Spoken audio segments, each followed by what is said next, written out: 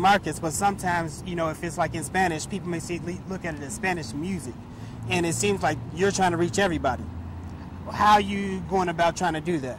Well, actually beg to differ, because I think people are more open to like things that are ethnic nowadays. Like they're actually seeking it. Like if you look at Wicker Park, for example, like people are trying to seek out like Asian cuisine and Asian culture, and it's even creeped up into like our dress and fashion. True. So like when it comes to like Latino culture or African American culture, I think that, you know, maybe we're looking at the bad points, and, you know, maybe we need to realize that, you know, people are seeking out. Right. Like, I mean, as far as like popular Kanye, Beyonce type level, right. like we haven't seen, you know, other than like, you know, a Ricky Martin, and he even like, you know, performed most of his music in English.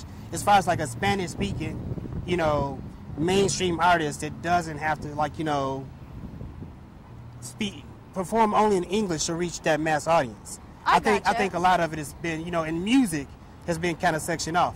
Well, I think like what we need to do is concentrate like on like, again, it all comes down to the melody, because I remember this song. I love the song by Kauma. I think her name's Kauma. That song Lambada, and people are like humming it. They don't understand Portuguese.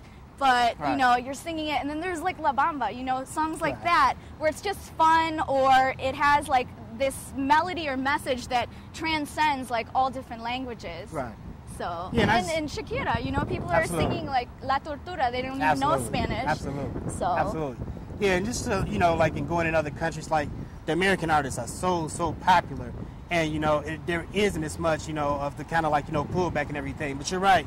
Artists like yourself, you know, Shakira, you know, others, I like, you know, bridging those gaps and, you know, breaking it down, because there are a lot of voices and everything that need to be included in this mix. Okay. I know you're working a lot with, like, you know, some of the local radio stations. Tell me some of the things, like, you know, some of the stations that, like, you know, help, like, you know, promote it and help pub your music, and, you know, where they can, like, hear some of the stuff at here in the Chicago area. Well, I started out winning the contest from La Calle 103.1 FM, and then, like, I started getting to know WRLR, which is by where I live. I actually live in Grays Lake in the suburbs, so I'm not going to front like I live in the city when I don't. But then, you know, WRTE, that's WRTE 90.5 FM, and then Gillette and all the people at 103.5 KISS FM are really awesome. You know, I think, you know, I've been able to meet so many different people, and it's been really exciting. Absolutely, absolutely. What would you, like, when people listen to your music, what would you like for them to take away from it?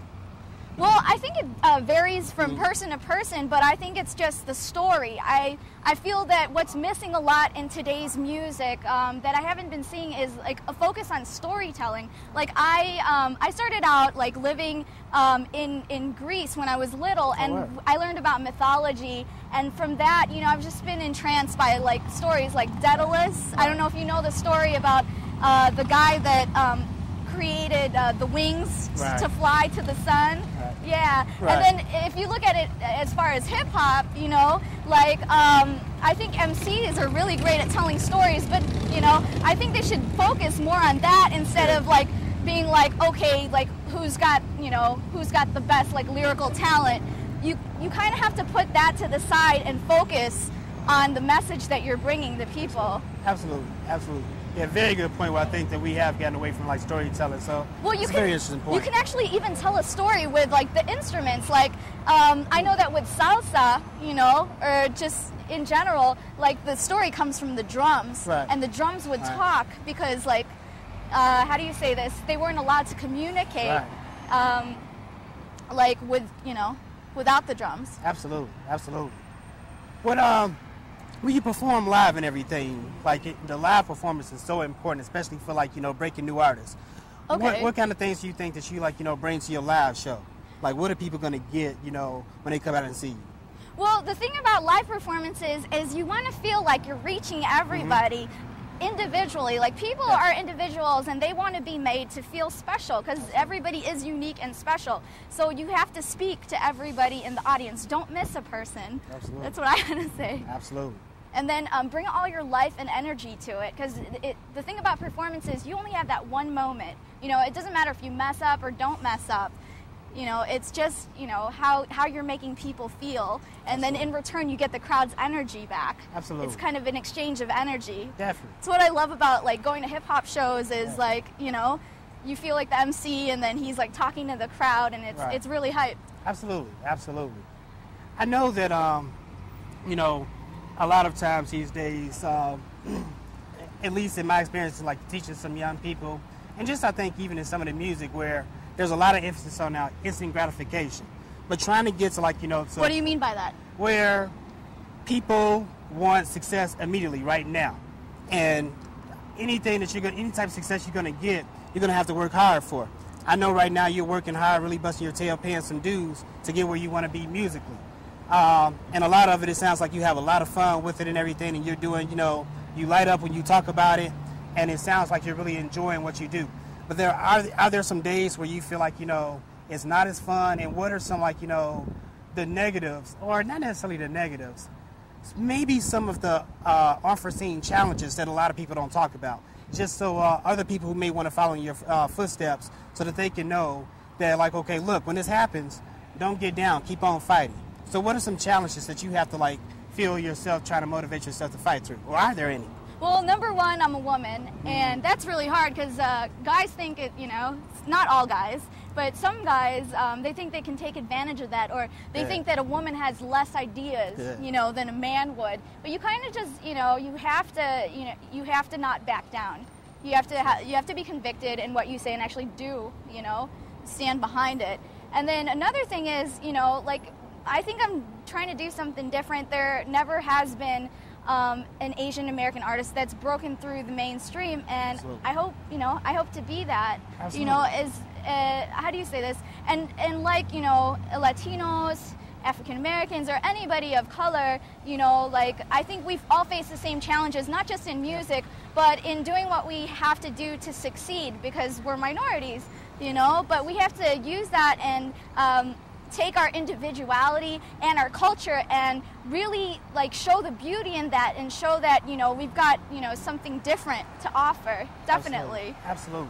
You mentioned that, like, what are some specific ways? I know you talked about the belly dancing. Right. What are some other ways that you specifically try to incorporate Asian culture into your music, and why is it so important to you? Well, it's important to me because, like, I kind of just want to defeat, like, stereotypes. Absolutely. You know what I mean? So, like, for example, like, I'll actually learn, like, the traditional cultures and dances, I think have a lot of richness in them. So there's this dance called the Singkil, and I incorporated that. It's actually a Filipino dance into, like, my reggaeton performance for Kamaleon, and I've done that several times. Like, there are instruments like the ranad, which is a Thai instrument, right. And then I'm really into, like, Japanese culture, so I incorporated Japanese culture, or the story of the Japanese tea ceremony, into a Spanish song called Te Verde. So it's all like a mishmash of global things. The thing that I like about, like, hip-hop culture is that it is a global culture, and if you've seen movies like Planet B-Boy and everything, they actually, like, I think that KRS-One, didn't he go to the United Nations and present hip-hop as a nation? Absolutely. Did he not? Yes, he did. Yeah. So. In May of 2001, absolutely. Okay, you remember it. and that's what was so dope about it. Like, it's actually how I was kind of thinking as you were saying that, is that, you know, that hip-hop itself, although a lot of people may be detached from this, is like a hodgepodge of so many cultures and so many different, like, sounds and everything. So that's really fat that you're bringing that into your music. I guess definitely. I guess finally I'll ask you, like, how can people, like, you know, get a chance to hear this music for themselves? You guys can go to myspace.com/Guia Rivera. That's GUIARIVERA, and I've also got pictures and, you know, different press links that you can check out. Absolutely. Definitely. And Google Guia Rivera. Try that. Absolutely, absolutely. And I love Google. You can find anything there. That's right. And when can we get this album from you? It should be coming out next year, but more importantly, this year I'm really working on a calendar. I'm working on the same, with the same company as Vida Guerra. We're talking right now about putting a calendar together. And what I want to make different about it is that, you know, people usually show women, like, okay, you know, their body parts and whatnot. I mean, I think that, you know, a woman can feel empowered and sexy, but I want to do it more something artistic, because I think that's what's great about Chicago is the architecture and the art. We're right, you know, down the street by the Chicago Art Institute. So I want to bring that element into it. Most deaf. And is there anything